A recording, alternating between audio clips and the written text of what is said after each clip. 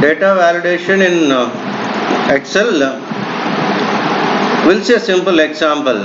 What is data validation? We can restrict users to enter only specific type of data in the cell.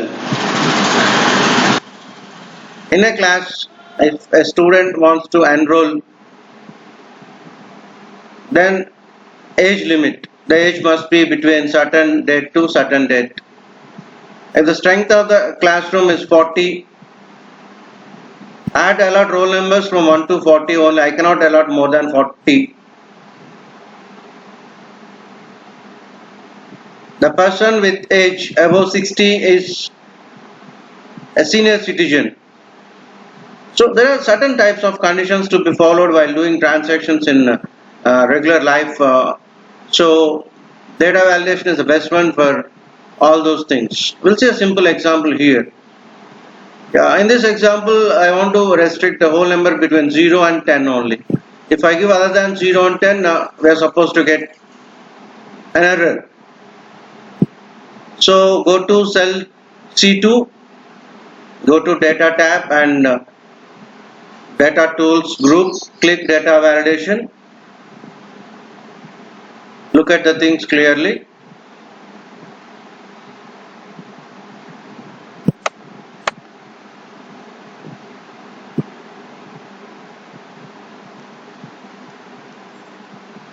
So what is input message? This message appears when the user selects the cells and tell the user what to enter. So open input message tab. Check show input message when cell is selected. When you go to a particular cell, you get a message. You give title and input message. Please enter a whole number between 0 and 10. This message will appear once you go to particular cell like C2 and click OK. So what is error alert? If the user ignores the input message and enter a number which is not in the range, is not a valid, and then you get an error alert. Check show error alert after invalid data is entered. So here also you give a title and error message what you are supposed to get it. Once you give an invalid number.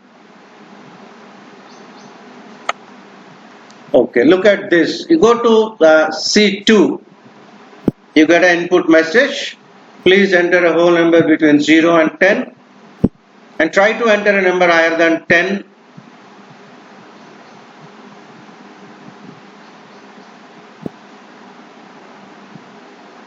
Look at an error message.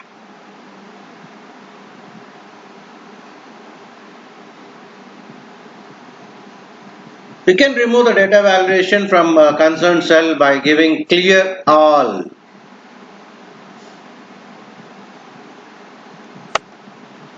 We'll see another example regarding dates.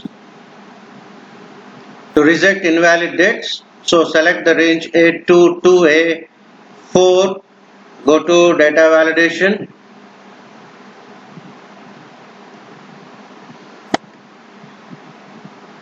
So in the allow list, click date. In the data list, between and enter a selected starting date and ending date. So all dates between 5/20/2016 and today's date plus 5 days are allowed. So outside that concerned range are rejected. So try to enter the date in cell A2. So you get an error alert.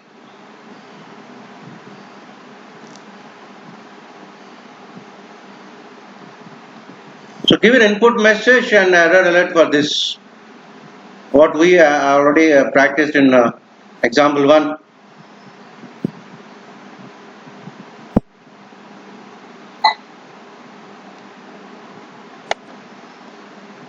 Look at the thing clearly. Take custom. Look at the formula. weekday is not equal to 1 and weekday not equal to 7. 1 is Sunday and 7 is Saturday. And click OK.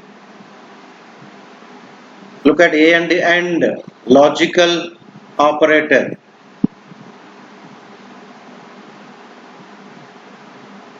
So Saturday and Sundays are not allowed. Any date other than Saturday and Sunday are allowed.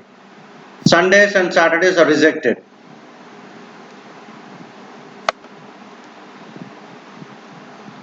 So we selected the range A2 to A4. So Excel automatically copies the formula to other cells also. For this, you just go to A3 and click data validation.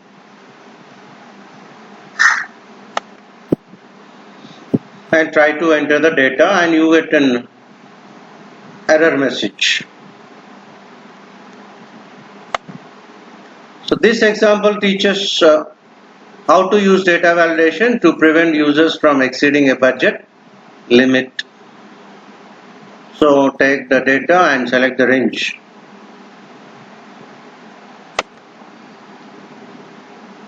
So B10 contains a sum function that calculates the sum of the range B2 to B8.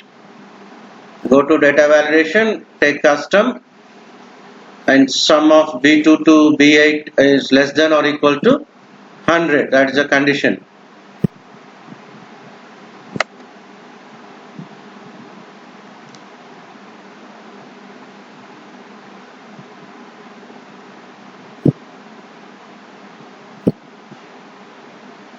So go to cell B3 and click data validation. You get the same thing as we selected the range.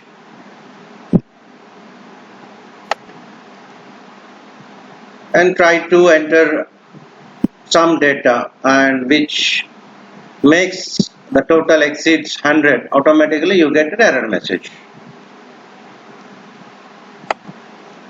The next example is prevent duplicate entries. You select the range A2 to A20. So take custom and formalize countif A2 to A20, comma A2 is equal to 1. The countif counts the number of elements actually. So a repetition means 2. So if it is 1 means the same data will not be allowed. As we selected the range A2 to A20 and automatically go to cell A3 and click data validation, you get the same formula.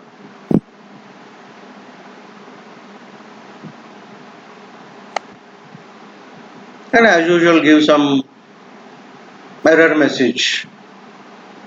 Whenever you try to enter a duplicate entry, you get an error message. So this is another example where try to prevent the users entering incorrect product codes. So select the range A2 to A7. Take custom and check the formula. The end function has 3 arguments. Left of A2 is equal to C, mean the user to start with the letter C only, and length of A2 is equal to 4, means the user has to enter a string with only 4 characters. Is number value right of A2 comma 3, the user to end with 3 numbers.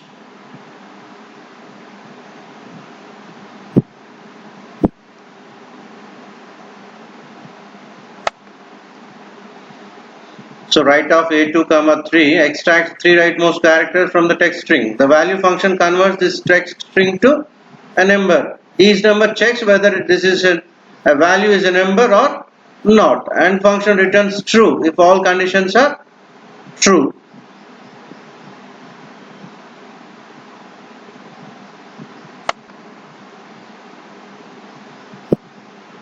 So the product code basically should be with 4 characters, and first character must be a letter, that is C, and the remaining 3 must be numeric values.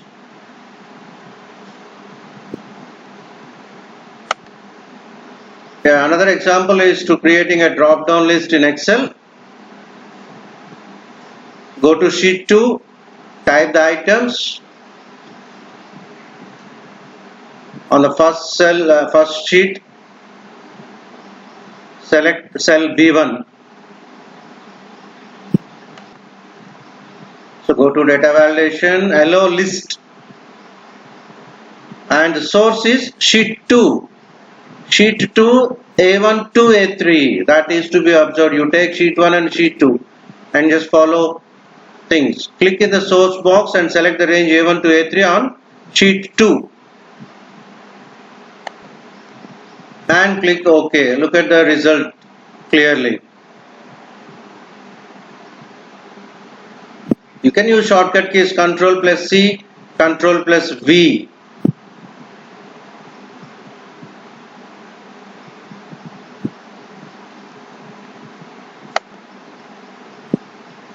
Look at another thing, instead of selecting the source, we are given yes or no.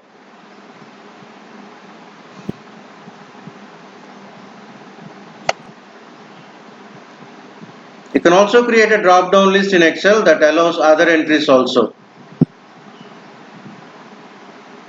You try to type a value which is not in the list, then you get an error alert. So execute the following steps for entering other items.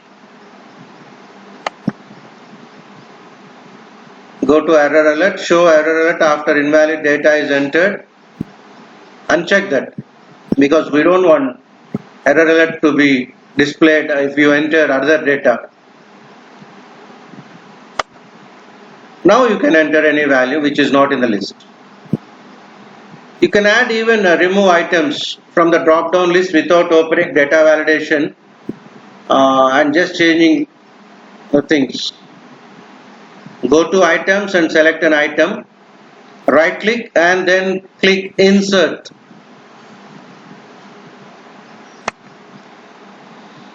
Yeah, insert, delete, clear contents, format cells, cut, copy, paste. You can practice all these things and check out the result.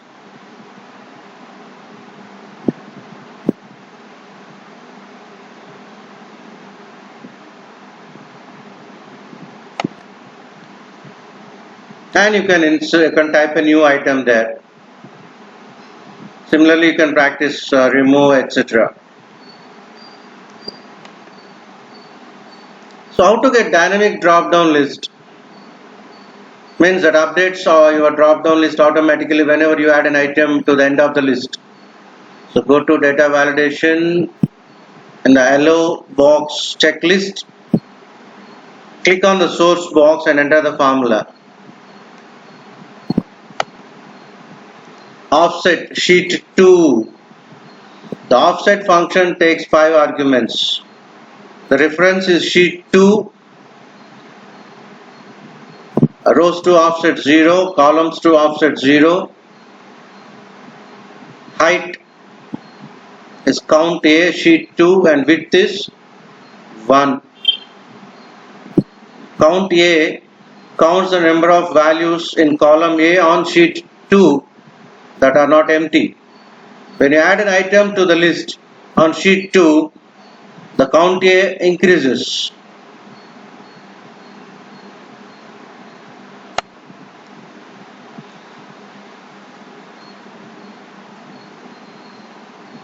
Go to second sheet, simply add an item to the end of the list.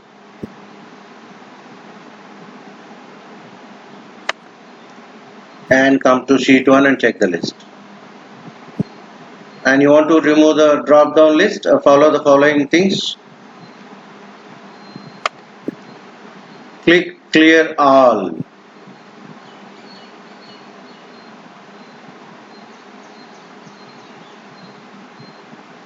You want to remove all the other drop down lists with the same settings.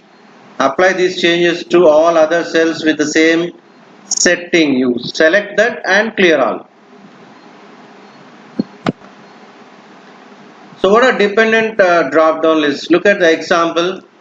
If the user select pizza from the first drop down list and the second drop down list contains the pizza items. What are the different types of pizza items? That is your dependent drop down list.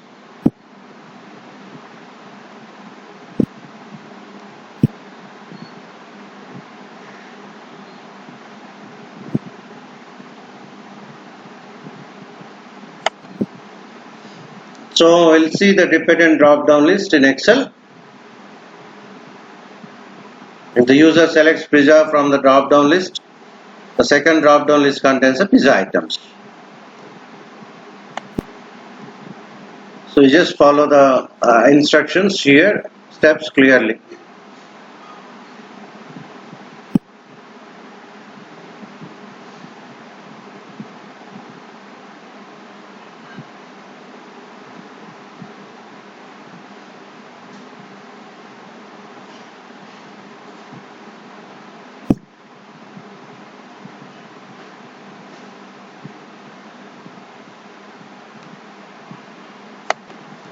Yeah, how to create named range?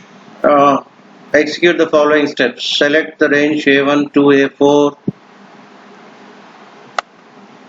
On the formulas tab in the define names group, click define name. Enter the name and click OK. Give the name and scope and refers to A1 to A4 and click OK. So create the named ranges: food, pizza, pancakes and Chinese. On the first sheet, select cell B1.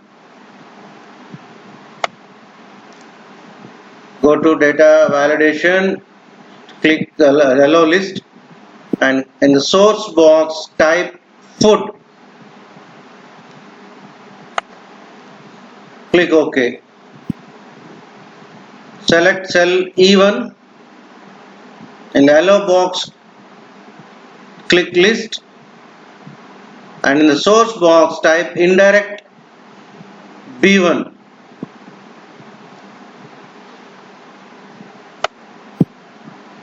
Click OK.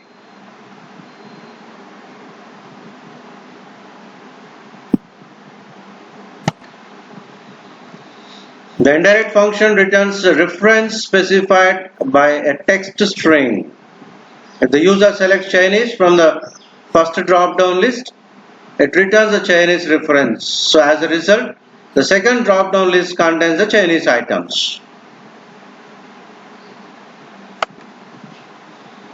So to convert kgs to lbs, use a simple formula, the convert function.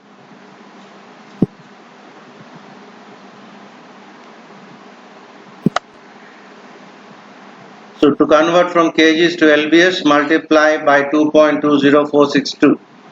The simple formula is equal to A1 multiplied by. To convert from lbs to kgs, divided by it.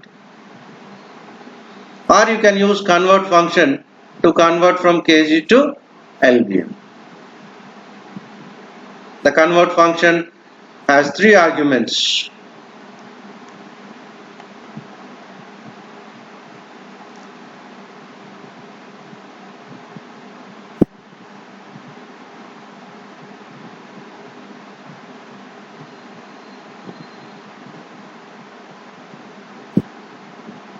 So create a drop down list and practice the things.